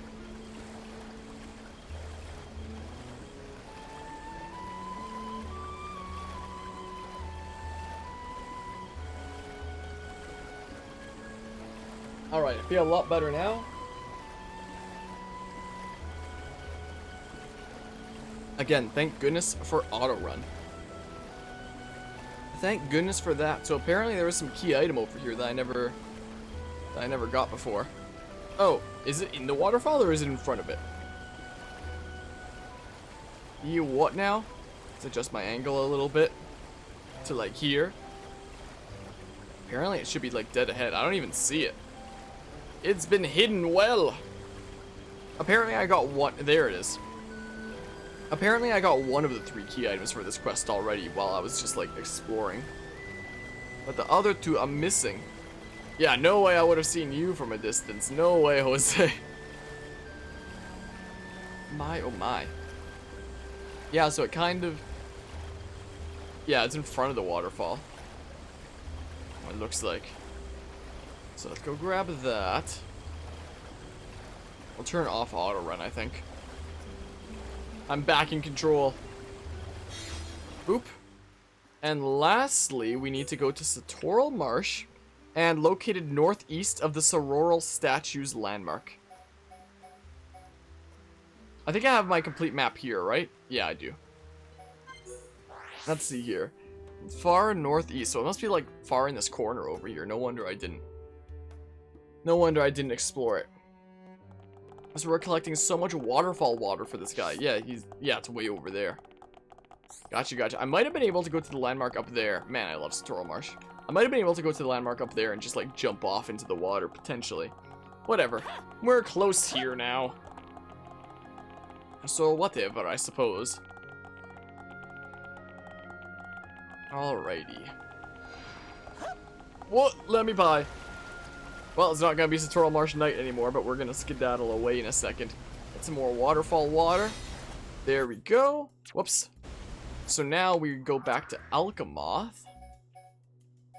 Down this way. I forget where he is. Oh, it just said their Fountain of Eternity, so I guess I could have just gone right there. And yeah, he gives a bunch of nice level 3 gems. Oh, he's out at a little bit into the future. Yeah, now he's out and about, so we'll go talk to him and complete preparing for adventure. I'm going on an adventure! I can't jump here. The water's too deep for poor little Ricky. My poor pineapple. Poor guy. Alrighty, hello. There we go. So that'll, yeah, we'll get affinity between Shulk and Ricky, nice. Slowly but surely building up affinity between party members. Awesome. Awesome, man. Oh, I guess this quest line continues. I'm not gonna continue this until, like, I'm just gonna do it in order of, like, the stuff here. Because it'll be easier to keep track in that case. Find the chalk container on Anu's shore at Eryth Sea. Okay, so this just continues that quest line. That'd be smashing. Smashing, mate. No melee. Alrighty, let's check our quests. So, I just did preparing for an adventure. There's search quests 1 to 4 in the decipher machine. I already did the decipher machine. Search quests 1 to 4. Yep, done. Preparing for adventure 2. Okay, that is the next one on the list here. I just needed 1 and like a quarter stars for this area. So let's see. On Anu's shore at Eryth Sea. Let's set it as active. Is what we do. On Anu's shore, you say. A new shore. Oh, over there. Okay, in that case, I'll just teleport over to the High Entia tomb. And then just swim on over to a new shore. It's a brand new shore. Let me over this. Let me over.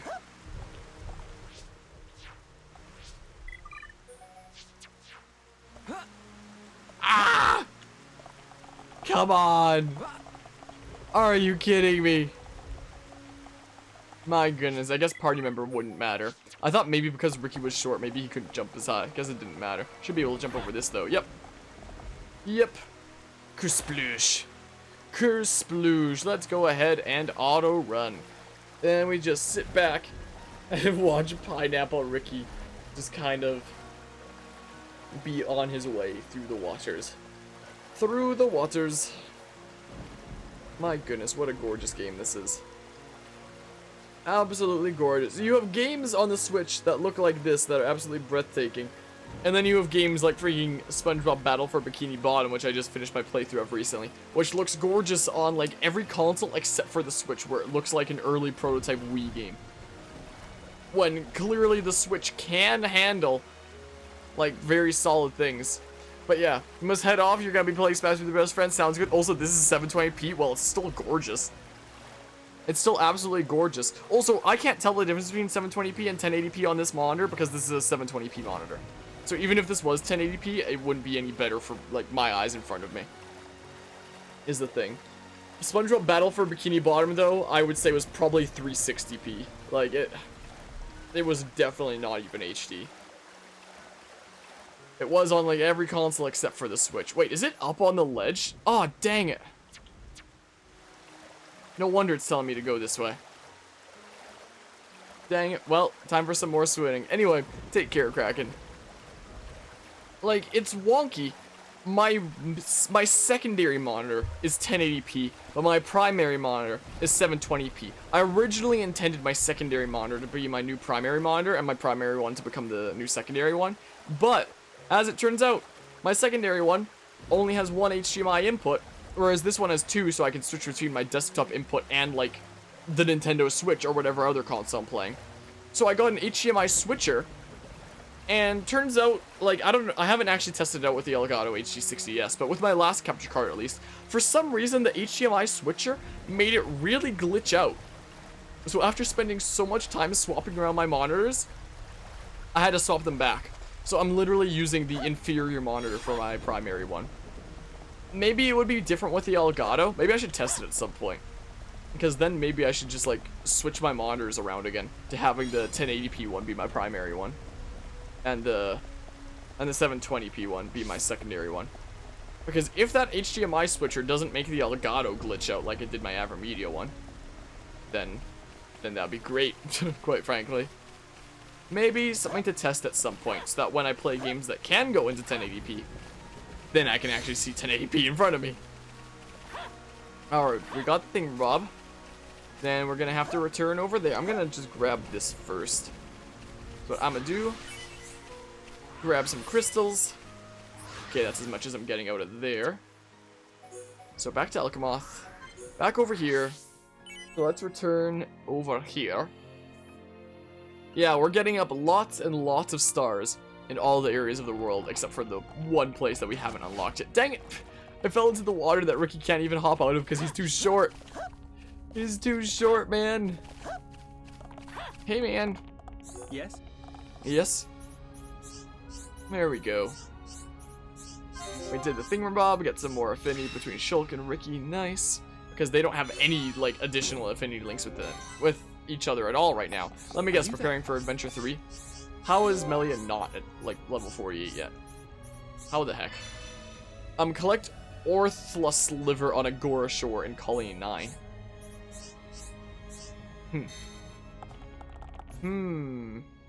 Preparing for Adventure 3. We have Protect the Capital and Brave Actions. Preparing for Adventure 3. Yeah, I'll just set this as active now, and then we'll do Brave Actions next, and then Protect the Capital. Because it shouldn't be too hard to find if it's going to be marked on the map. Once we get there. Do we have all of Colony 9 mapped out? Do I now, or do I actually need to map out more of it? Let's see here. Apparently there's something else for another quest. Okay, it looks like we do have the whole thing mapped out. Okay, this is something for our quest. Somebody over here. Hey, you. Oh, I need to get, like, affinity up between, like, 2 female party members. Oh. I did it. I got affinity up, I guess. Oh, cool. Cool. So that one side quest in Colony 9 can now be done. Sweet.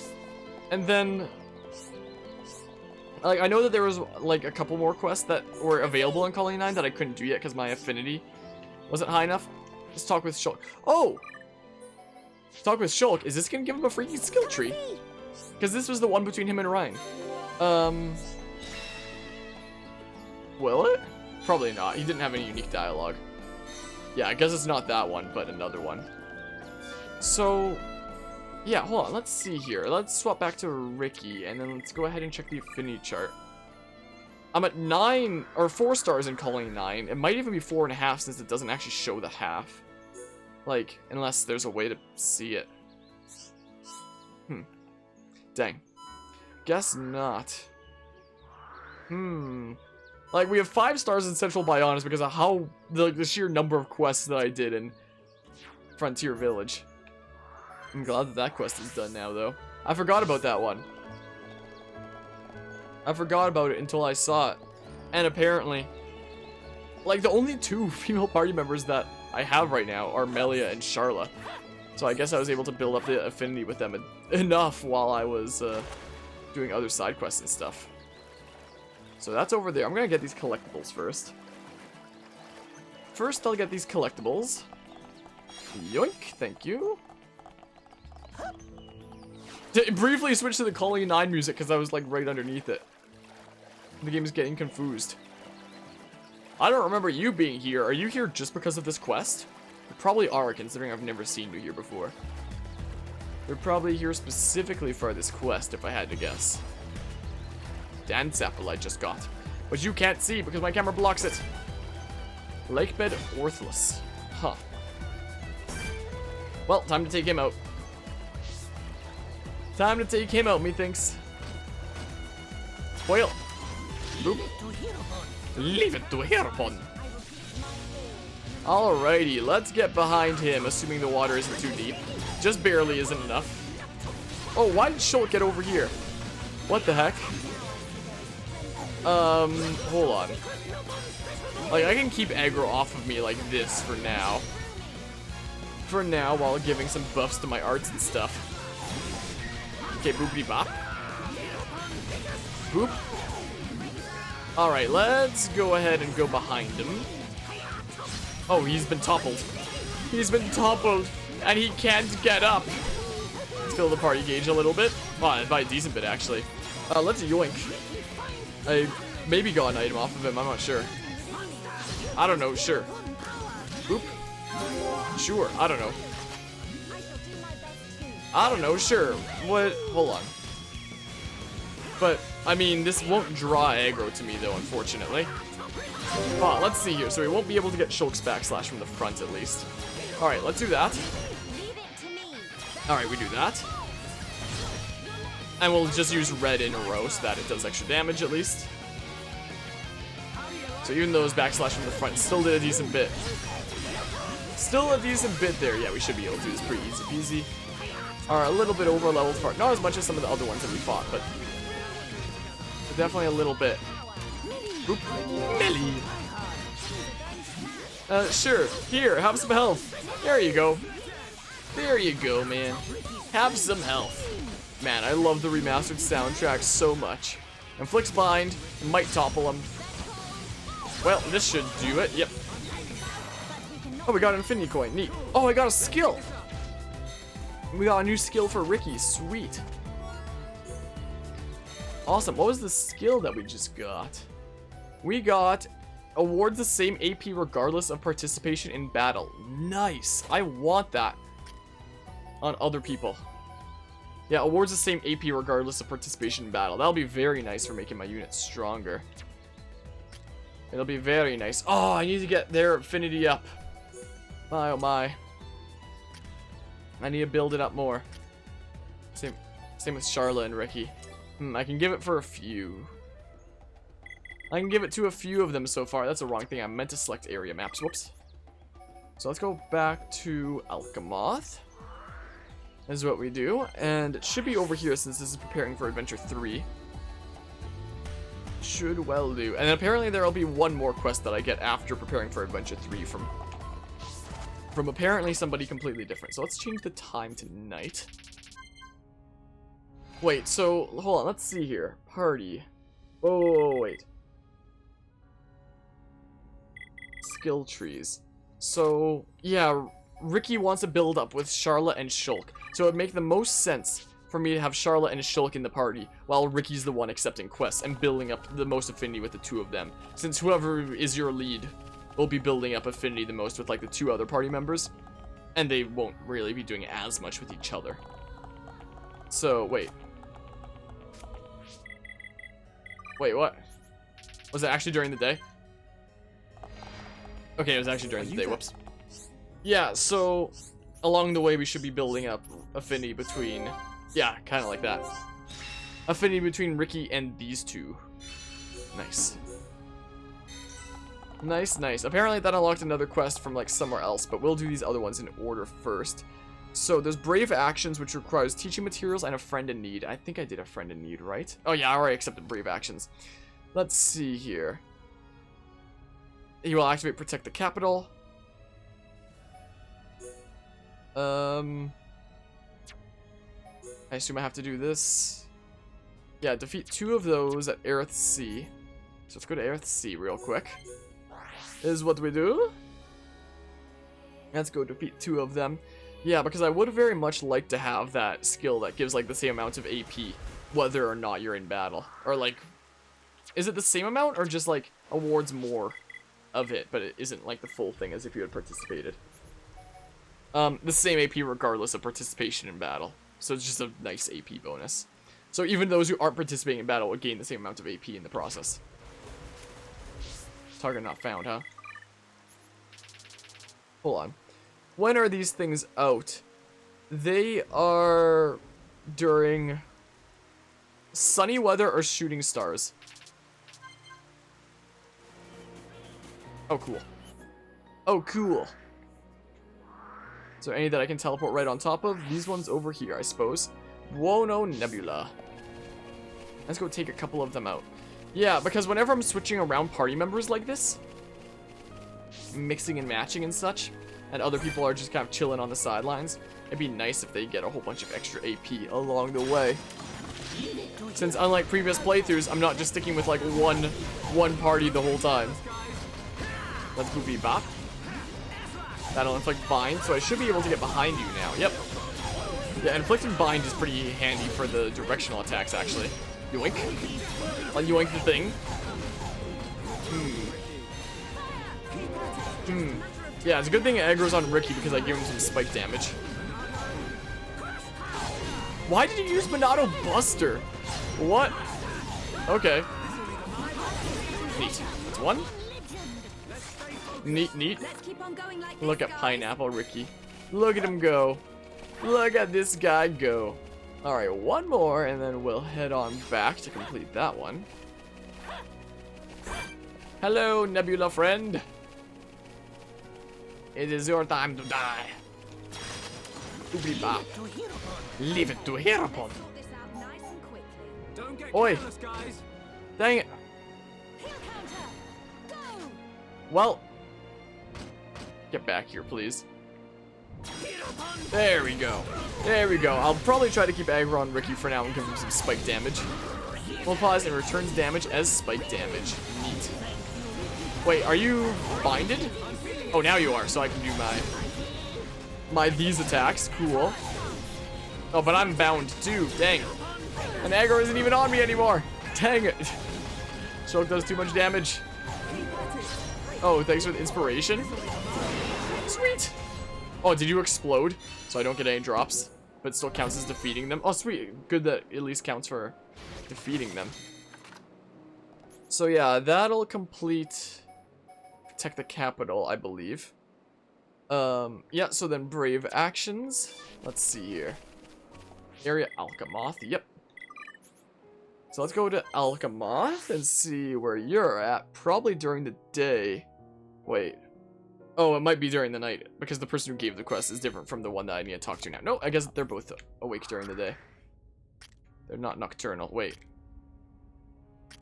There's another quest I can get over there at the bottom. Wait, what? Where? Did I just miss them or something?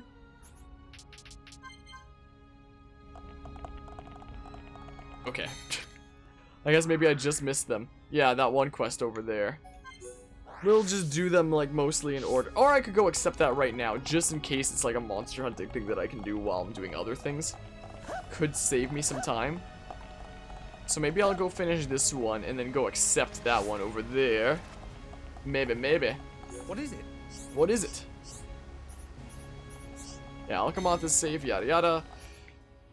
So then we go over here. And yeah, this will be on the way anyway. So we'll go finish that one off, then we'll go accept the one in the distance, and then we'll keep on doing these ones in orders. There's Brave Actions, Protect the Capital. I already did that one because that had to do with Brave Actions. And then Starlight Seeker will be the next one that I accept, it looks like. Wanna play? Boopy bop. Neat and neat. I should probably save again. Unbeatable 3. Don't know what that means. Save again. It's been a little while. Save my progress. So we'll go accept this one. So Starlight Seeker is a timed quest in Xenoblade Chronicles. Can be received from Elior in Alcamoth, northeast of the Fountain of Eternity, near the teleport pad. Looks like it's at daytime. Wait, so it should already be on the map. I don't see it though. Northeast of the Fountain of Eternity. Near the central teleport pad. What do you mean? Oh, I need someone registered on the affinity chart for it. It looks like. Melia registered on the affinity chart and preparing for adventure 3 completed. That has been done. I guess I just need to register the one nerd on the affinity chart. Is what I better do. So where is this person? This person is found southwest of the Imperial Palace in Alcamoth at nighttime. Hey. It looks like. So I've talked to you guys before. Was the case. So I guess this is part of like another line of quests, essentially. Another line of it. So we'll accept this one. Collect Morning Dew Ice from Balfalgar Pedestal on Black Mountain only at dawn. I should be able to do that pretty easy peasy. I'll probably still keep doing them in order, so I'll probably just ignore this for now. And just do them in order so that it's easier for me to keep track of. So apparently this person that I need to talk to is going to be over this way at night in order to activate this one quest. So at night, apparently they are right down here. Oh, and there's another quest right there. So they're not the person in question, but I need you on my affinity chart anyway. Oh, apparently we're already on the affinity chart. Oh, you're the person that I needed registered on the affinity chart. They haven't come back on their adventure. They're going to Black Mountain. Adventurers in peril. This isn't what I was looking for right now or something. So yeah, we sent them off on an adventure. They haven't come back yet. We'll go and save them. I need you on my affinity chart for the one quest. So you should be on it now. I don't know why you wouldn't be. Affinity chart updated. Cool. So during the day around the Fountain of Eternity. Let's see here. Change it to day. And then if we go to the Fountain of Eternity. Yep, it's up there. Sweet. Sweet, sweet. Yeah, we'll do them. Dang, I keep going into that water that's just a little too deep for Ricky for him to be able to jump back out again. So this quest over here should be Starlight Seeker. Should well be, and it's just a collection thing.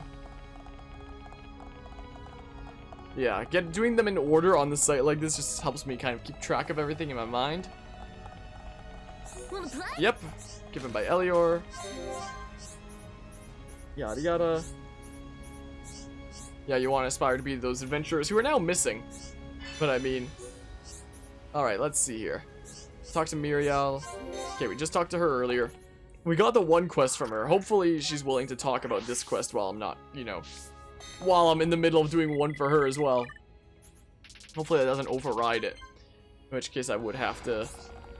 Okay, it looks like I can just chat. Neat. Neat, neat, neat. Oobity bop. Let's have a chat. Need the telescope. Yeah, I need the materials. And apparently I already have them. Sweet. So work on that. And then I'll need to return to Elior, and that should be Starlight Seeker done. Should well be. There we go. That's done. And then, so we go back down here. I'll set it back to day. Ah, my ear's itchy. So let's go ahead and change time back to day. Like this. Daytime. I keep pressing A to jump. Unbelievable. Yeah. Oh, I guess I could have set it as my active quest. Whatever. So this will complete Starlight Seeker. And then there's like a few quests that become available after leaving the High Entia tomb, which we did forever ago. So we can definitely do those right now. So essentially, once Starlight Seeker is done, I'll have done all the quests that would have been possible before going to the High Entia tomb, essentially. And apparently this will unlock a quest called Starlight Gazer that's also from Elior. Is the case. I could even do that right now, just... Even though I'm skipping a couple. I'll just remember to go back to those two. Let's see here. So he wants to see better with his telescope. Let's make the telescope better. All up on are very clever. Alright, yeah, let's do Starlight Gazer right now, sure. Sure, man. Let's do that. There we go. Quest update. I'll set this one as my active one for now. So where am I going? Oh, it is in Alcamoth. Target and active right now. Are you out at night then?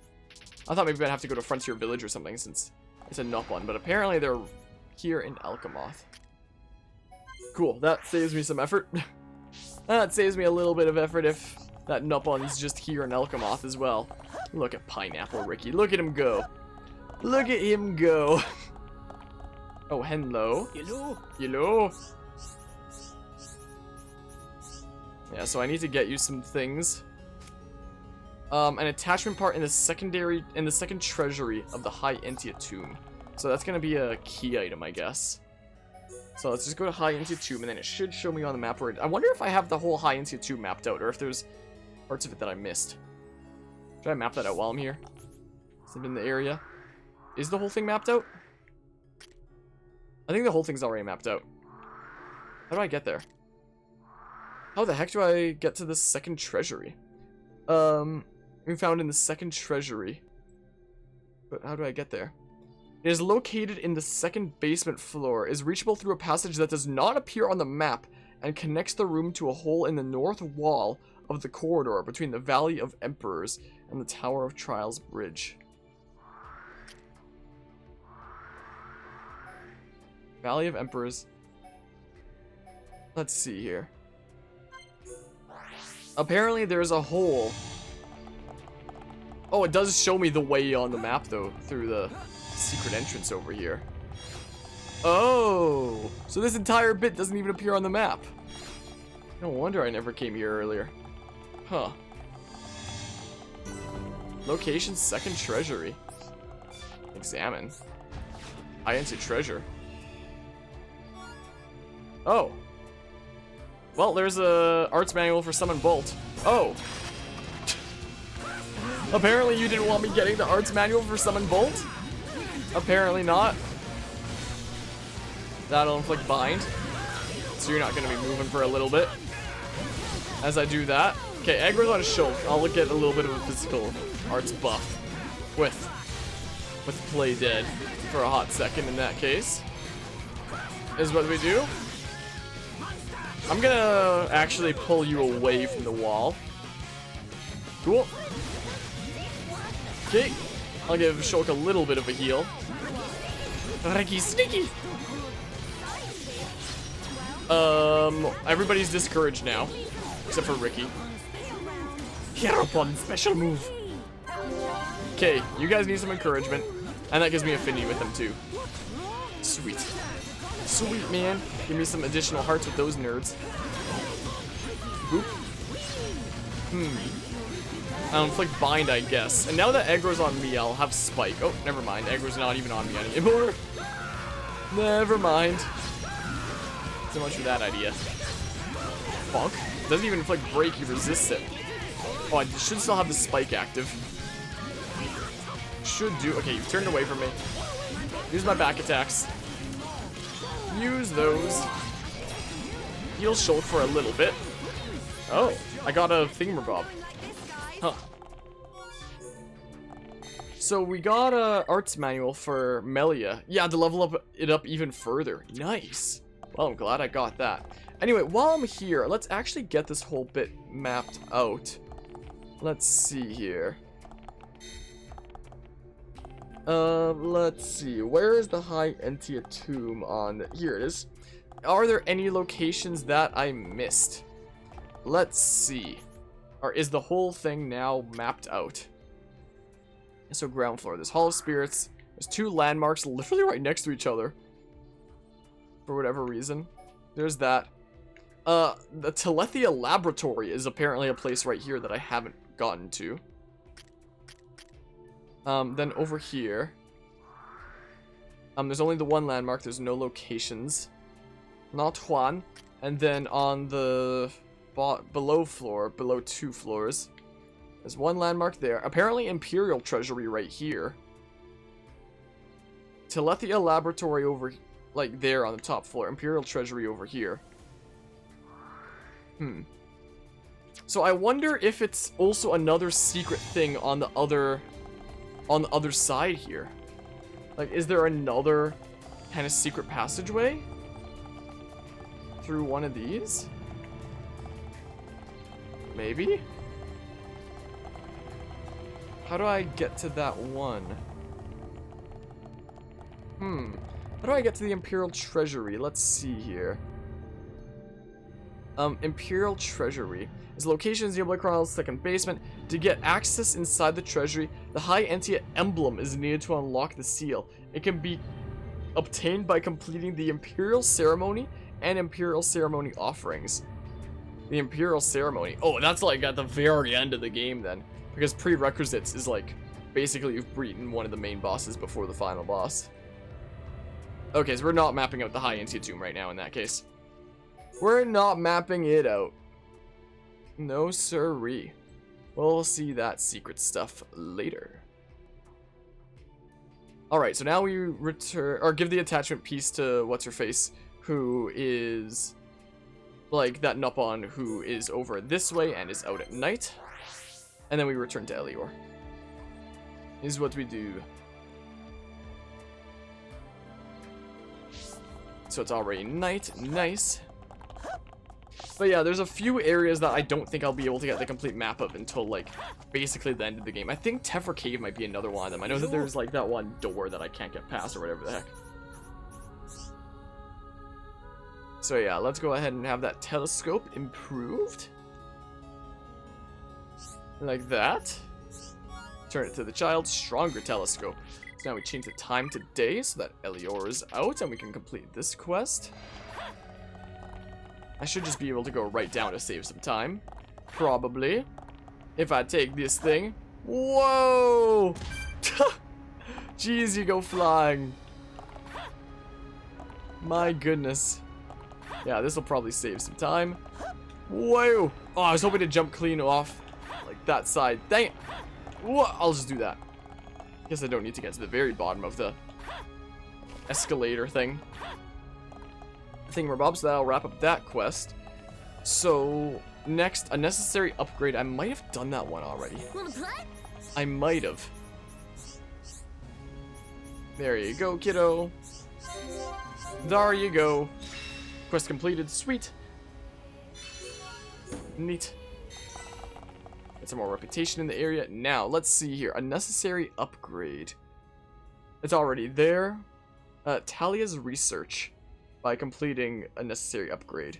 Exclusive to investigating Satorl. So either Talia's research or investigating Satorl.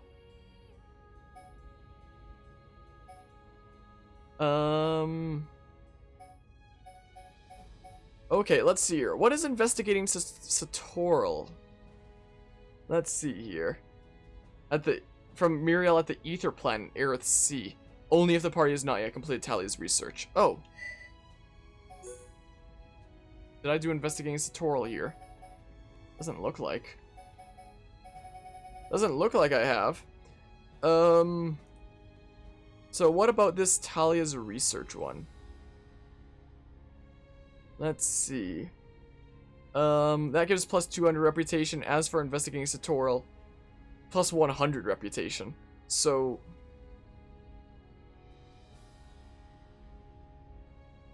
yeah, Talia's research is probably the better off one. Prerequisites: heading to the High Entia Tomb and a necessary upgrade. Wait, heading to the High Entia Tomb? It has to be during that specific part of the story? Or something? I can only do it then, after leaving for the High Entia Tomb, only when you're heading for it? Apparently this quest line unlocks Melia's 5th skill branch, like the line of quests. Yeah, a necessary upgrade is completed. We already did that one. Let's see here. Are there any comments on this one? The quest of the missing boy is independent of this choice and can be completed after both of those mutually exclusive quests.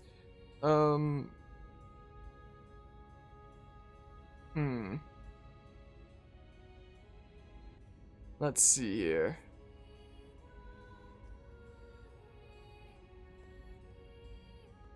Where do I... Are there any other prerequisites? It's heading to High Entia Tomb, a necessary upgrade, 2 stars in Upper Bionis. Where can I get it from then? Wait, it's already done! It was right there the entire time I already had it done. It was staring me right in the face as I was looking on the other screen. Unbelievable. Okay, I already did Talia's research. Unbelievable. My goodness. Alright, so there's only 2 more quests here. So what's this about the quest line to give Melia's final skill branch? But yeah, after completing either this quest or investigating Satorl, the party will have access to the next quest, Ancient High Entia Mystery. Let's see here. Oh, but you can only do that, like, after, like, we are at basically the end of the game, though. Okay, so we're not going to be getting Melia's 5th skill branch anytime soon, though. And we've got 2 more quests after reaching Valak Mountain. And then that should wrap up all of the Alcamoth quests that we can do for now. So there's Believing Again, which I think I already accepted. Yeah, there's Believing Again and Adventures in Peril, and then that's it. Then that's it. There's like 1 quest that we get here in like the end game events. But apart from that, that should be all of the Alcamoth quests done once we get these 2 done. So, Believing Again. Let's see here. Alright, from Valak Mountain, let's see here. From Belfagar Pedestal on Valak Mountain, which I already see right here. Only at dawn, so 5 a.m. Let's see here. Apparently she gives me the Affection Seal half. Makes it from the piece of Morindu ice and asks me to deliver it. Sounds like something that would have more importance. Like I would get another half somewhere and something would happen. But I guess not. Alright, let's set it to dawn. I guess I never came here earlier while it was dawn. Apparently I don't have all of Valak mapped out yet, so I may do that in a bit. I forget where I got this quest from, but apparently it's during the day in Imperial Palace, looks like. It looks like. So we go talk to her, then we talk to someone else, then we talk to the person who gave the quest again. So change time to night. Wait, to day, actually.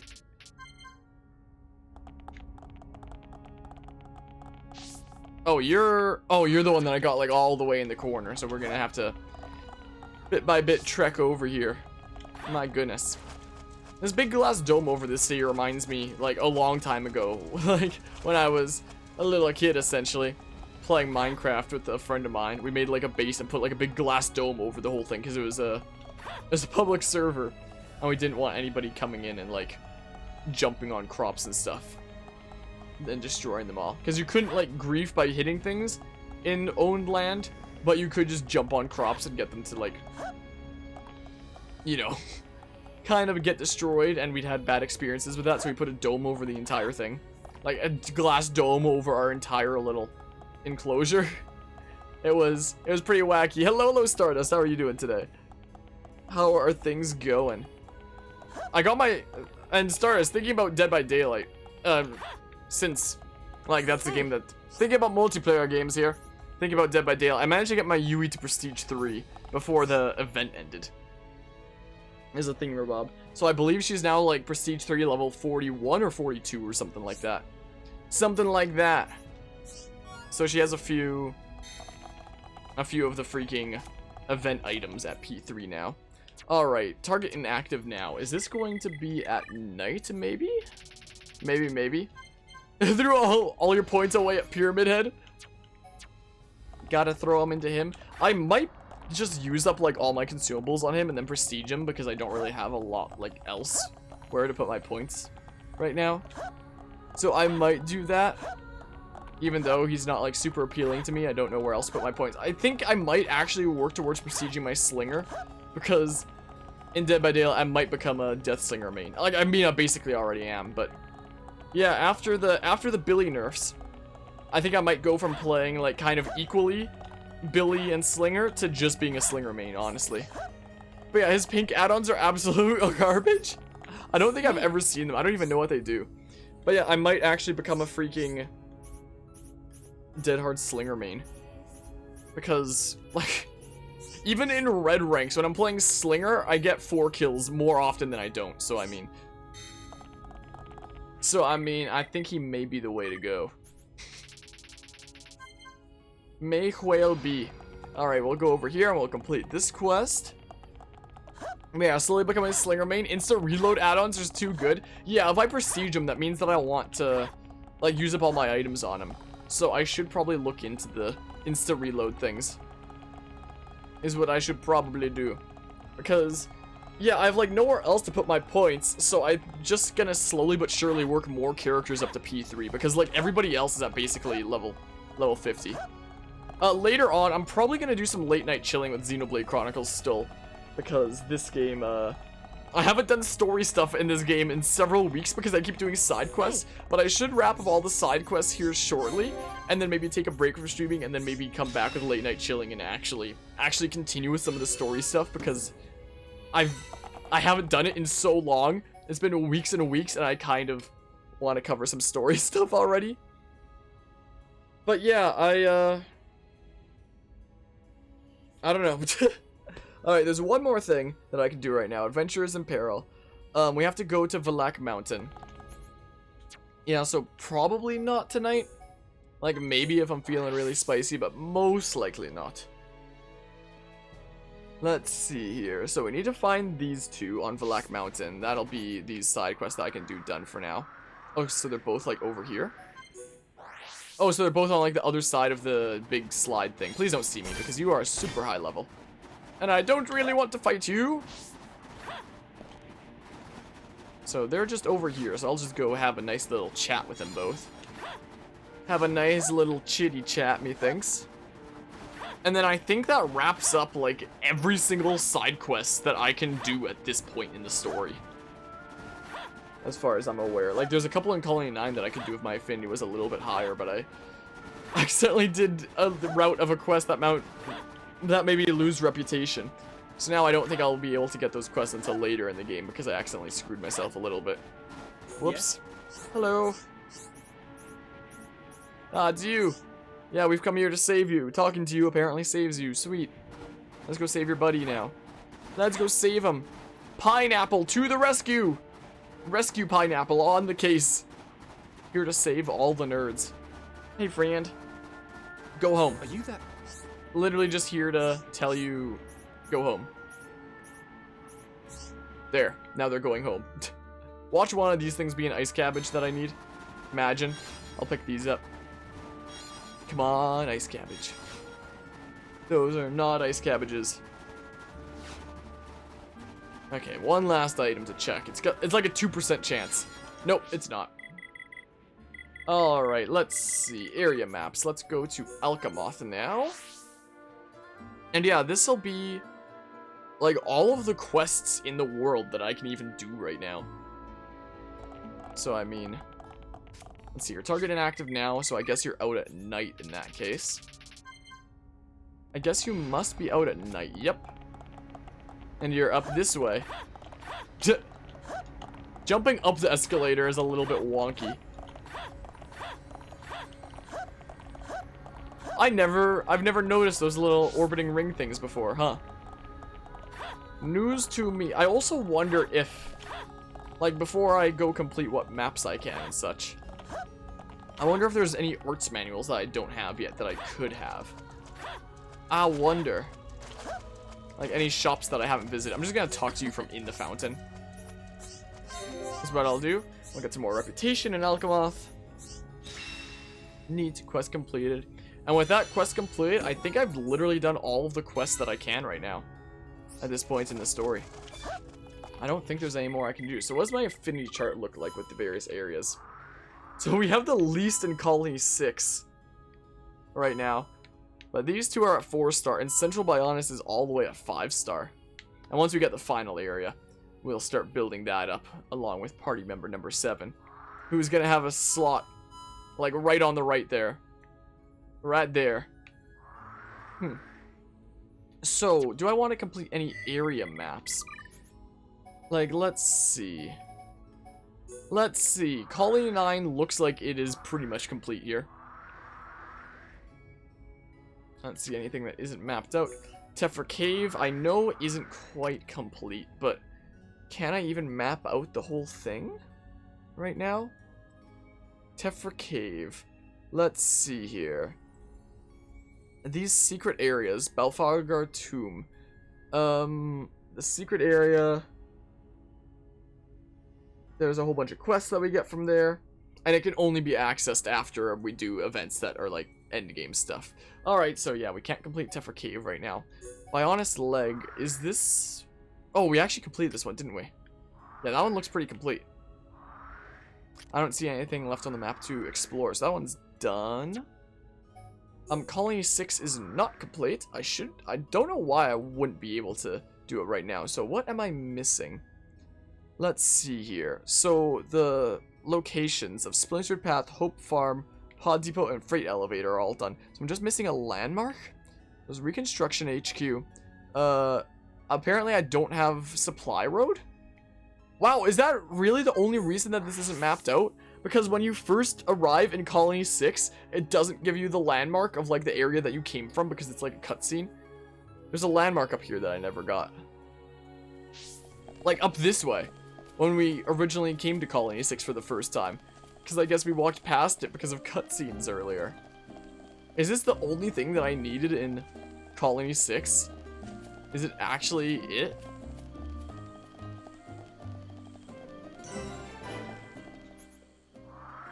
My goodness, it was. We now have a complete map. Unbelievable. Alright, well, Colony 6 area is now complete. Ether Mine's already complete. I know that. Satorl Marsh is... yeah, that's a complete map. Bionis Interior, that's as much as we can do right now. Machina Forest, we completed. Frontier Village is, yeah, definitely complete. Definitely. Eryth Sea, we completed that earlier. Wow, I guess completing the maps in each area only really entailed Colony 6 then. High Institute we already talked about, or we already mentioned that, like, endgame stuff. Prison Island, I can't really bother with anything right now. Is the case. Like, oh, but there is Valak Mountain. So just Colony 6 and Valak Mountain in that case. So, because it's not completely mapped out. So what haven't I mapped out yet? So... let's see here. So there's Valak Peak. So let's look at locations first. There's that, Agul Mountain Range, Begnar Snowfield. These two things, Canna Peak, Nagul Waterfall, Sarek Waterfall, Apis Lair. As for landmarks here, there's that one, this one, that one. So this entire area, the entire upper area is mapped out. So for the lower level, there's Endelden, Jacked Geyser, Seal Tower, Ignia Hill, Great Glacier. So all the locations are there. I'm just missing one left. Oh, it's on the way to the story thing. Right there, right? Yeah, that's literally it.